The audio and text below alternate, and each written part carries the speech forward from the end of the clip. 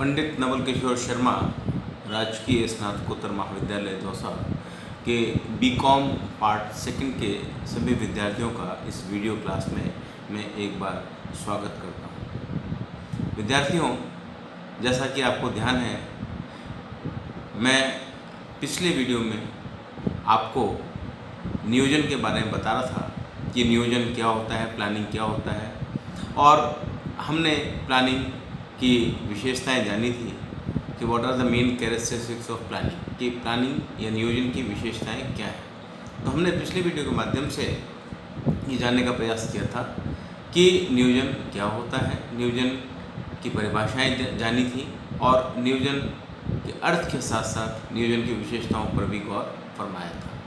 आज के इस वीडियो में मैं आपको नियोजन के महत्व के बारे में बता रहा हूँ, इम्पोर्टेंस के बारे में बता रहा हूँ कि नियोजन की क्या इम्पोर्टेंस है किसी भी व्यावसायिक संगठन के लिए। तो नियोजन जो है ये प्रबंधन का एक महत्वपूर्ण एवं आधारभूत कार्य है, बहुत ही इम्पोर्टेंट और बेसिक फंक्शन है नियोजन। यह प्रबंध प्रक्रिया का हम कह सकते हैं कि एक आवश्यक तत्व है। बिना नियोजन के संस्था के किसी भी कार्य का कोई महत्व नहीं रह जाता और संस्था के उद्देश्यों को प्राप्त करने में बहुत कठिनाई होती है। आधुनिक तीव्र औद्योगिक विकास एवं तकनीकी परिवर्तनों के युग में तो नियोजन का महत्व और भी अधिक बढ़ जाता है। नियोजन वह आधारभूत प्रबंधकीय कार्य है जिसके द्वारा एक संगठन दिन प्रतिदिन बदलते हुए वातावरण में अपने आप को स्थायी रख सकता है। विद्यार्थियों, नियोजन के अभाव में कोई भी कार्य सुव्यवस्थित ढंग से नहीं किया जा सकता है। प्रत्येक कार्य को मनमाने ढंग से ही किया जाता है। इसका परिणाम यह होता है कि कई संस्थाएं अपने व्यवसाय में असफल हो जाती हैं, क्योंकि जब आप काम पूर्व नियोजित तरीके से नहीं करेंगे और कार्य मनमाने तरीके से करेंगे तो नेचुरली मनमाने तरीके से कार्य करने के कारण जो संस्था है वह अपने उद्देश्यों से भटक जाती है और व्यवसाय असफल हो जाता है। प्रबंधन के एक वैज्ञानिक हैं मिलर, उन्होंने बताया कि योजना के बिना कोई भी कार्य अटकलबाजी के समान ही होगा। मतलब अगर कोई योजना नहीं है तो कोई भी कार्य अटकलबाजी के समान ही होगा तथा उससे केवल संदेह उत्पन्न होगा। मतलब कोई भी कार्य हम करते हैं बगैर नियोजन के तो वो काम अटकलबाजी के समान होगा और उस कार्य में फिर संदेह ही उत्पन्न होगा। कुंट्ज और ओडेनेल ने भी इस प्रकार के विचार व्यक्त किए हैं। उन्होंने बताया कि नियोजन के बिना व्यवसाय अटकलबाजी के समान हो जाता है तथा निर्णय सारहीन हो जाते हैं एवं तात्कालिक इच्छाएं मात्र बन जाते हैं। तो कुल मिलाकर कहने का मतलब ये है कि नियोजन की अपनी एक इम्पोर्टेंस है, प्रबंध का पहला कार्य है, तो अपने आप में काफ़ी इम्पोर्टेंट है। वास्तव में अच्छे प्रबंध के लिए नियोजन पूर्व आवश्यकता है। यह वह केंद्रीय एवं आधारभूत कार्य है जिससे प्रबंधक आधुनिक गतिशील व्यवसाय को बदलते हुए युग में सुचारू रूप से चलाता है। अतः संक्षेप में हम कह सकते हैं कि नियोजन की आवश्यकता है महत्व को जो बिंदु मैं बताने जा रहा हूँ उसके हिसाब से उसकी इम्पोर्टेंस का पता लगता है। नियोजन की पहली विशेषता ये है या पहला महत्व ये है कि नियोजन से उद्देश्यों की स्पष्ट व्याख्या हो जाती है। Well defined objectives. नियोजन करने के लिए सर्वप्रथम हम देखते हैं कि उद्देश्य निर्धारित करने पड़ते हैं। नियोजन किसका किया जाता है? नियोजन उद्देश्यों को किया जाता है। तो सर्वप्रथम उद्देश्य निर्धारित किए जाते हैं, ऑब्जेक्टिव्स तय किए जाते हैं। अतः प्रबंधक संपूर्ण संस्था के उद्देश्यों के साथ साथ विभिन्न विभागों उपविभागों के भी उद्देश्य निर्धारित करते हैं। इससे संस्था के सभी सदस्यों को उद्देश्यों की स्पष्ट जानकारी हो जाती है। सभी सदस्य ये जान जाते हैं कि वे कहाँ हैं और उनको कहाँ जाना है। तो पहली चीज़ तो ये कि उद्देश्यों की स्पष्ट व्याख्या हो जाती है नियोजन के द्वारा, क्योंकि नियोजन केवल उद्देश्यों को ध्यान में रखकर ही की जाने वाली एक क्रिया है। तो जब प्रबंधक संस्था के उद्देश्य बनाते हैं तो वो साथ ही साथ संस्था के विभिन्न विभागों और उप विभागों के उद्देश्यों का भी निर्माण करते हैं, ताकि सभी सदस्यों को या काम करने वाले कर्मचारियों को संगठन के उद्देश्यों की जानकारी हो, विभागों की जानकारी हो, और उप विभाग हैं उनको भी अपने सब उद्देश्यों की जानकारी हो।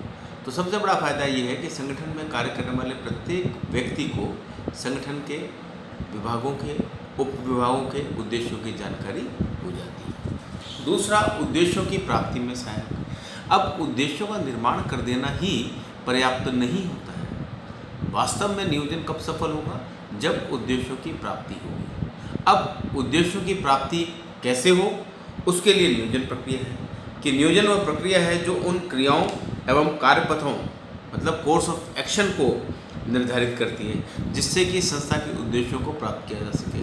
मतलब नियोजन के द्वारा योजनाएं बनाई जाती हैं और कार्यपथ तय किए जाते हैं जिनके द्वारा संस्था के उद्देश्यों को पूरा किया जाएगा। तो नियोजन का दूसरा फायदा ये है कि नियोजन के द्वारा हम अपनी कार्यपथ तय करते हैं, हम उन कार्यों और विधियों को तय करते हैं जिनके द्वारा कि उद्देश्यों को पूरा किया जाएगा।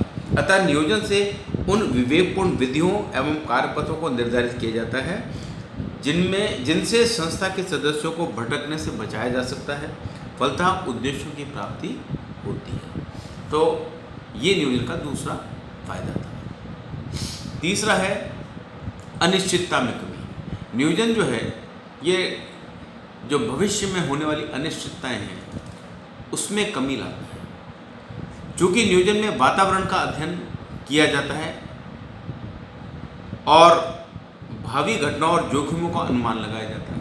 मतलब हम क्या करते हैं, एनवायरनमेंट की स्टडी करते हैं और एनवायरनमेंट की स्टडी या वातावरण का अध्ययन करने के पश्चात हम भावी घटनाओं और जोखिमों का अनुमान लगाते हैं कि भविष्य में क्या जोखिम उत्पन्न हो सकती है और भविष्य में क्या क्या घटनाएं हो सकती हैं।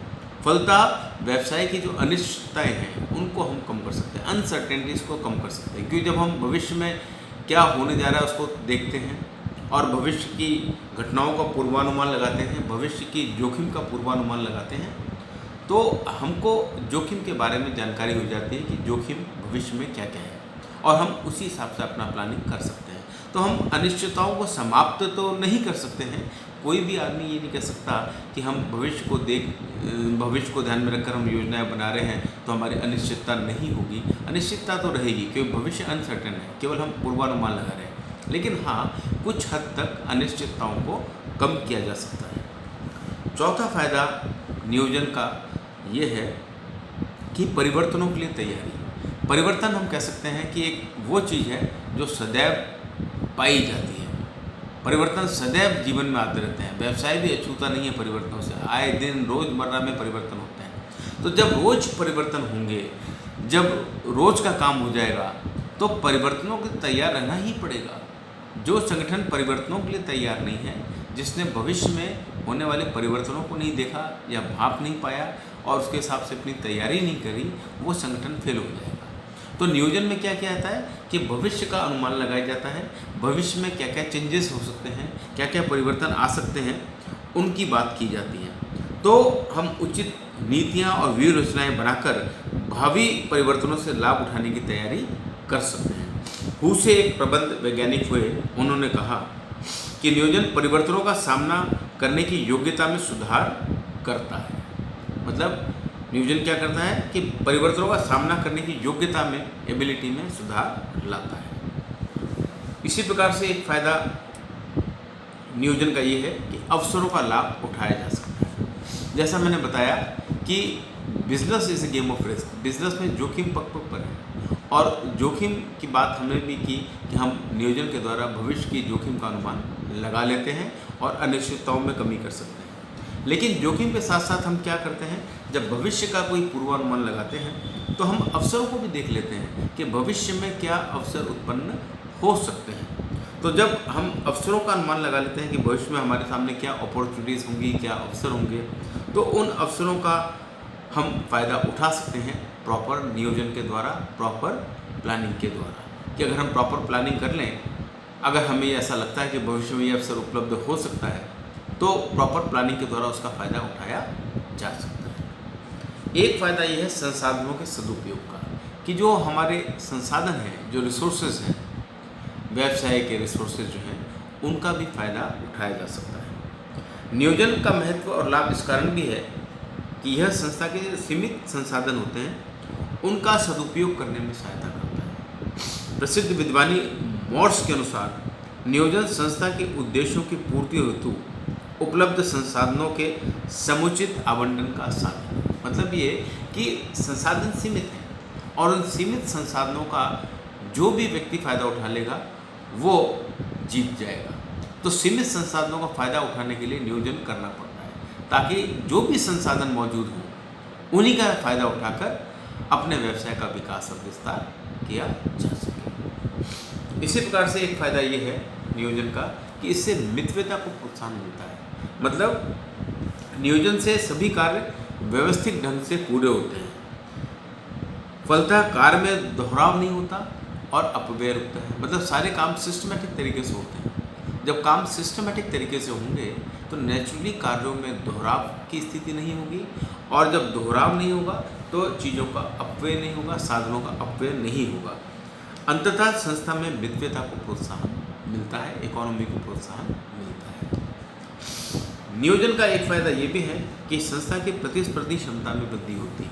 मतलब कम्पिटिटिव जो हमारी क्षमता है ना, उसमें भी वृद्धि होती है। नियोजन के द्वारा संस्था की प्रतिस्पर्धात्मक शक्ति में वृद्धि की जा सकती है, कि जो हमारी कम्पिटिटिव स्पिरिट है उसको बढ़ाया जा सकता है। मैकफार्लैंड एक प्रबंध के वैज्ञानिक हुए, उन्होंने बताया कि नियोजन के द्वारा नई वस्तुओं का निर्माण प्रारंभ किया जा सकता है। मतलब मैकफार्लैंड ने कहा कि नियोजन के द्वारा, प्लानिंग के द्वारा हम नई वस्तुओं का निर्माण कर सकते हैं। संयंत्र की क्षमता में वृद्धि की जा सकती है, प्लांट की जो कैपेसिटी है उसको इंक्रीज किया जा सकता है। वस्तुओं के गुण और आकृति में परिवर्तन किया जा सकता है। वस्तु की जो शेप है या क्वालिटीज़ हैं गुड्स की, उनमें चेंजेस किए जा सकते हैं। और इसके द्वारा संस्था की प्रतिस्पर्धात्मक क्षमता में वृद्धि की जा सकती है। मतलब संस्था की जो प्रतिस्पर्धात्मक क्षमता है उसको बढ़ाने के लिए ये सब चीज़ें जरूरी हैं। तो नियोजन के द्वारा हम देखते हैं कि संस्था की प्रतिस्पर्धात्मक शक्ति भी बढ़ाई जा सकती है। एक फ़ायदा नियोजन का ये भी है कि नियोजन के द्वारा समन्वय और सहयोग प्राप्त होता है। अब संस्था में कार्य करने वाले व्यक्तियों का या कर्मचारियों का सहयोग और उनका द्वारा किए गए कार्यों में समन्वय कब होता है? जब अच्छा नियोजन होता है। नियोजन का फ़ायदा ये होता है कि संस्था के सभी कर्मचारियों को संगठन के उद्देश्यों की जानकारी होती है, और जब सबको अपने अपने विभाग की, उपविभाग के उद्देश्यों की जानकारी है, उनको सारी विधियाँ पता है कि किस तरीके से कार्य करना है, कौन सी कार्य पद्धति को अपनाना है, तो सभी कर्मचारियों को आपसी सहयोग भी मिलता है एक दूसरे का, और तालमेल या कोऑर्डिनेशन बैठाने में भी कोई दिक्कत नहीं आती। दिक्कत वहाँ आती है जहाँ पर कर्मचारियों को उद्देश्यों की जानकारी नहीं होती, उनको कार्यविधियों की जानकारी नहीं होती, क्योंकि नियोजन के द्वारा उद्देश्यों की जानकारी पहले से ही होती है सभी को, और कार्य प्रोसीजर्स, कार्य विधियों की जानकारी होती है, वर्किंग प्रोसीजर्स की जानकारी होती है। तो नेचुरली आपस में तालमेल बैठ जाता है, कोऑर्डिनेशन बैठ जाता है और सहयोग की प्रवृत्ति विकसित होती है। तो नियोजन के द्वारा सहयोग और समन्वय में भी सुविधा मिलती है। एक फ़ायदा नियोजन का ये है कि अधिकारों के विकेंद्रीकरण में सहायता प्राप्त होती है। मतलब डिसेंट्रलाइजेशन ऑफ राइट्स, अथॉरिटी। अब डिसेंट्रलाइजेशन ऑफ अथॉरिटी का मतलब क्या है कि एक तो अथॉरिटी होती है सेंट्रलाइज्ड, जो केंद्रित होती है, जो प्रबंधकों के हाथों में होती है, और डिसेंट्रलाइजेशन का मतलब यह है कि अधिकारों का विकेंद्रीकरण। तो अधिकारों के विकेंद्रीकरण में सुविधा कैसे आती है कि नियोजन के कारण संस्था की नीतियाँ, नियम, कार्यविधियाँ, कार्यक्रम सभी सुनिश्चित होते हैं। मतलब जब हम नियोजन कर लेते हैं तो नियोजन के कारण से संस्था की नीतियाँ, नियम, कार्यविधियाँ, कार्यक्रम सभी सुनिश्चित होते हैं। फलतः प्रबंधक आसानी से अधीनस्थों को कार्य सौंप सकते हैं। मतलब जब सब चीज़ें लाइन से तय है कि आपकी क्या नीति हैं, क्या कार्यक्रम हैं, क्या कार्य पद्धतियाँ, जब सब तय है तो ऐसी स्थिति में उच्च प्रबंधकों द्वारा निम्न स्तर के प्रबंधकों या मिडिल स्तर के प्रबंधकों को अधिकार प्रत्यारोपण करने में किसी प्रकार की कोई कठिनाई नहीं आती है, क्योंकि वे इस बात से आश्वस्त होते हैं कि सभी अधीनस्थ संस्था की योजनाओं और नियमों के अनुसार ही काम करेंगे। क्योंकि जब वो अधिकार सौंपते हैं तो उनको पता है कि सारी चीज़ें काम करने वाले कर्मचारियों को मालूम है, right from objectives to work procedures, policies, everything. तो जब आपको मालूम है कि संस्था के प्रत्येक कर्मचारी को, प्रत्येक श्रमिक को, प्रत्येक व्यक्ति को सभी चीज़ों की जानकारी है, तो ऐसी स्थिति में वो कार्य उनको आसानी से सौंपकर आश्वस्त हो सकते हैं। एक है फायदा नियोजन का निर्णय का आधार। निर्णय का आधार का मतलब ये है कि नियोजन के विभिन्न तत्वों, अब नियोजन के बहुत से तत्व हैं जैसे नीतियाँ, नियम, कार्यविधियाँ, बजट, कार्यक्रम आदि। तो नियोजन के विभिन्न तत्व जो हैं, जिन्हें हम नीतियों, नियम, कार्यविधियाँ, बजट, कार्यक्रम आदि के नाम से जानते हैं, इनको ध्यान में रखकर ही संस्था के सभी सदस्य निर्णय करते हैं। मतलब संस्था में जो निर्णय किए जाते हैं, डिसीजन मेकिंग होती है, वो किसको ध्यान में रखकर होती है कि संस्था के नियम क्या कहते हैं, नीतियाँ क्या कहते हैं, कार्यविधियाँ क्या हैं, बजट क्या है, कार्यक्रम क्या है, इन सभी चीज़ों को ध्यान में रखकर संस्था के सदस्य निर्णय करते हैं।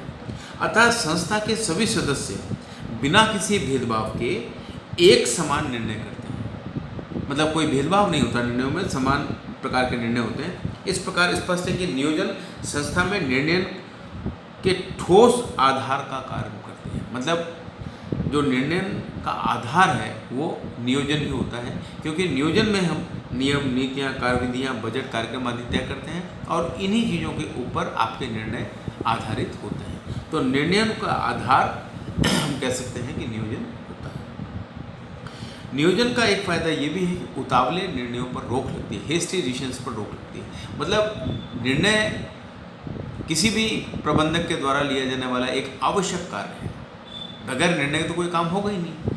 अब कई बार व्यवसाय में ऐसे अवसर आते हैं, ऐसे अवसर आते हैं जबकि हमें तुरंत निर्णय की आवश्यकता पड़ती है और हमें तुरंत निर्णय करने भी पड़ते हैं। वो निर्णय सफल भी हो सकते हैं, असफल भी हो सकते हैं। तो कई बार हम देखते हैं कि प्रबंधक जल्दबाजी में निर्णय लेते हैं और जल्दबाजी में निर्णय लेने के कारण वो निर्णय उतावले निर्णय कहलाते हैं और वो संस्था को हानि भी पहुंचा सकते हैं। लेकिन नियोजन एक ऐसी प्रक्रिया है जिसमें विभिन्न पहलुओं पर ध्यान दिया जाता है। नियोजन में क्या होता है कि हम जब निर्णय करते हैं तो विभिन्न पहलुओं पर ध्यान देते हैं, विभिन्न पहलुओं पर ध्यान दिया जाता है एवं उत्तम कार्यविधि का चुनाव किया जाता है। मतलब जब हम नियोजन करते हैं तो हम सारी चीज़ों पर ध्यान देते हैं, सभी पहलुओं पर ध्यान देते हैं और उसके पश्चात हम एक निर्णय पर पहुंचते हैं जो कि सर्वोत्तम निर्णय कहलाता है। तो उतावले निर्णयों पर रोक लग जाती है। एलेन एक प्रबंध के वैज्ञानिक हुए, उन्होंने बताया कि नियोजन से हम उतावले निर्णय और अटकलबाजी वाले कार्यों की प्रकृति को ही समाप्त कर सकते हैं। मतलब अटकलबाजी वाली जो निर्णय है, जो अटकलबाजी वाले कार्य हैं, इस प्रकार की प्रकृति को समाप्त किया सकता है नियोजन के द्वारा। तो नियोजन के द्वारा हम उतावले निर्णयों पर भी रोक लगा देते हैं। उतावले निर्णय हम सभी जानते हैं कि जल्दबाजी में लिए जाते हैं और जल्दबाजी में लिए गए निर्णय कभी कभी उल्टे भी साबित हो सकते हैं। तो इन उतावले निर्णयों पर रोक लगाने के लिए भी नियोजन की आवश्यकता या महत्व होती है। एक है नियंत्रण में सुविधा, कंट्रोलिंग कैसे की जाए। नियोजन का एक लाभ ये भी है कि इससे नियंत्रण करना बहुत सरल हो जाता है। नियंत्रण करना सरल कैसे होता है? योजना एक ऐसा तंत्र है जिसके द्वारा एक प्रबंधक अपने अधीनस्थों की कार्यक्षमता एवं कार्यों पर सुगमता से नियंत्रण कर सकता है। मतलब जब हमारे सामने नीतियाँ होंगी, हमारे सामने नियम होंगे, हमारे सामने कार्यविधियाँ होंगी, तो नियंत्रण करना आसान होगा। क्योंकि नियंत्रण कब आसान हो जाता है? जब नीतियाँ स्पष्ट हों, क्लियर हों, हर एक व्यक्ति को उद्देश्य क्लियर हो, नीतियाँ क्लियर हों, नियम, कायदे, कानून स्पष्ट हों। जब सब चीज़ें स्पष्ट होती हैं तो कंट्रोल करना चीज़ों को आसान होता है। कंट्रोल करना दिक्कत कहाँ आती है? जहाँ पर नीतियाँ स्पष्ट नहीं, नियम स्पष्ट नहीं, जहाँ कार्य पद्धतियाँ स्पष्ट नहीं हैं, तो जहाँ उद्देश्य स्पष्ट नहीं है, वहाँ पर तो नियंत्रण करने में कठिनाई अवश्य आती है। लेकिन जहाँ ये सब चीज़ें स्पष्ट हैं और सुस्पष्ट हैं तो निर्णय करने में किसी प्रकार की कोई दिक्कत नहीं आती और निर्णय करना सुगम हो जाता है, नियंत्रण करना सुगम हो जाता है, कंट्रोल करना आसान हो जाता है। एक महत्व और है कि नियोजन से कर्मचारियों को अभिप्रेरणा मिलती है, कर्मचारी मोटिवेटेड होते हैं। कर्मचारी कब मोटिवेटेड होगा? जहाँ पर नीति, नियम, कार्य पद्धतियाँ सब स्पष्ट होंगी। अगर ये नीति, नियम, कार्य पद्धतियाँ वगैरह स्पष्ट नहीं है तो कर्मचारी कभी भी संतुष्ट नहीं हो सकता। उसको हमेशा लगेगा कि जो प्रबंधक वर्ग है, क्योंकि कोई नीतियाँ नहीं हैं, कोई कार्य पद्धतियाँ तय नहीं हैं, कोई नियम नहीं है, तो अपने मनमर्जी निर्णय लेकर उनका शोषण कर सकते हैं। लेकिन जिस ऑर्गेनाइजेशन में ये सब चीज़ें स्पष्ट है और सभी को क्लियर है, तो कर्मचारी को भी कार्य करने का मोटिवेशन रहता है, अभिप्रेरणा मिलती है। उसको पता है कि उसके साथ किसी प्रकार का कोई भेदभाव नहीं किया जाएगा और जो भी निर्णय किया जाएगा वो निर्णय नीतियों के अनुरूप होगा, नियमों के अनुरूप होगा, कार्य पद्धतियों के अनुरूप होगा। तो उसको अपने साथ किसी प्रकार के भेदभाव की आशंका नहीं रहती और जब कोई भेदभाव नहीं होता, सब काम नियम के अनुसार होता है, तो कर्मचारी भी उस संगठन में अभिप्रेरित महसूस करते हैं अपने आप। एक फायदा नियोजन का और है और वो ये है कि नियोजन के द्वारा नए एवं सृजनशील विचारों को प्रोत्साहन मिलता है। मतलब नियोजन के द्वारा आपको नए और सृजनशील विचार मिलते हैं। एक अच्छा नियोजन नए एवं सृजनशील विचारों को प्रोत्साहित करता है। यह नवीन प्रवृत्तियों का विकास करता है जिससे संस्था के उद्देश्यों की प्राप्ति में सहायता प्राप्त होती है। तो नए नए जो विचार आते हैं या जो सृजनशील विचार आते हैं, क्रिएटिव थॉट्स आते हैं, ये नियोजन के द्वारा ही होते हैं। मतलब नियोजन में आप क्या करते हैं? बेसिकली हम भविष्य को ध्यान में रखते हैं और भविष्य में भी 2 साल, 10 साल, 5 साल सबका ध्यान में रखते हैं। तो भविष्य को हम झांकने का प्रयास करते हैं और इससे अटकलें समाप्त होती हैं। हम भविष्य में क्या कर सकते हैं, नई नई चीज़ें सोचने का प्रयास करते हैं। हमारे मस्तिष्क में जब हम सोचते हैं तो नए नए विचार आते हैं, सृजनशील विचार आते हैं, जिससे कि नियोजन को प्रबलता प्राप्त होती है। नियोजन और स्ट्रॉन्ग हो जाता है नए नए विचारों से, प्रगतिशील विचारों से, सृजनशील विचारों से। एक फायदा नियोजन का और है और वो ये कि नियोजन के द्वारा प्रबंध प्रक्रिया की सफलता में योगदान मिलता है। प्रबंध प्रक्रिया की सफलता में योगदान। प्रबंध प्रक्रिया के सभी कार्यों में प्रथम कार्य नियोजन ही है। मतलब प्रबंध प्रक्रिया है, ये अपन ने पहले जाना प्रबंध की विशेषताओं में। तो प्रबंध प्रक्रिया में सभी कार्यों में प्रथम कार्य नियोजन का ही माना गया है। अतः विद्वानों का मानना है कि यदि नियोजन प्रभावी होगा तो संपूर्ण प्रबंध प्रक्रिया स्वतः ही सफल हो जाएगी। अंग्रेजी में एक कहावत भी है कि well begun is half done. Well begun is half done का मतलब क्या है कि अगर आपका शुरुआत अच्छी है, आपकी बिगिनिंग अच्छी है, तो आपका आधा कार्य तो वैसे ही समाप्त हो गया है। इसी प्रकार से नियोजन चूंकि प्रबंध का प्राथमिक कार्य है, पहला कार्य है और आधारभूत कार्य है। अगर आपने नियोजन ठीक तरीके से कर दिया तो प्रबंध प्रक्रिया के जो अन्य कार्य हैं वो सभी कार्य आप सफलतापूर्वक पूरे कर लेंगे। तो ये प्रबंध के महत्व के कुछ बिंदु हुए जो मैंने आज आपको बताए। तो प्रबंध के अंतर्गत इस चैप्टर में अपन ने अभी तक नियोजन का अर्थ जाना कि नियोजन का अर्थ क्या होता है, प्लानिंग का मीनिंग क्या होता है, and what are the main essentials and characteristics of planning, कि प्लानिंग की प्रमुख विशेषताएं क्या हैं ये देखा। और आज के इस वीडियो के माध्यम से अपन ने प्रबंध की महत्व को जाना कि what is the importance of management, what is the need of importance, what is the need of planning, what is the need of planning, what is the importance of planning. ये अपन ने जाना कि प्रबंध ये नियोजन का क्या महत्व होता है और नियोजन की क्या आवश्यकता होती है। तो कुछ बिंदु मैंने आज आपको स्पष्ट करने का प्रयास किया है नियोजन के महत्व का। अगली क्लास में इस चैप्टर को समाप्त करने का प्रयास करेंगे जिसमें कि हम नियोजन की सीमाएं आदि भी देखेंगे, क्योंकि नियोजन अपने आप में एक अच्छी चीज़ है।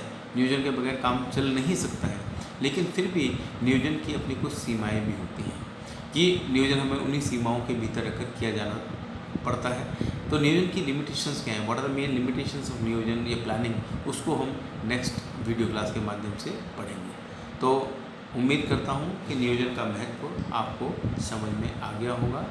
आज की क्लास मैं यहीं समाप्त करता हूँ। Thank you so much.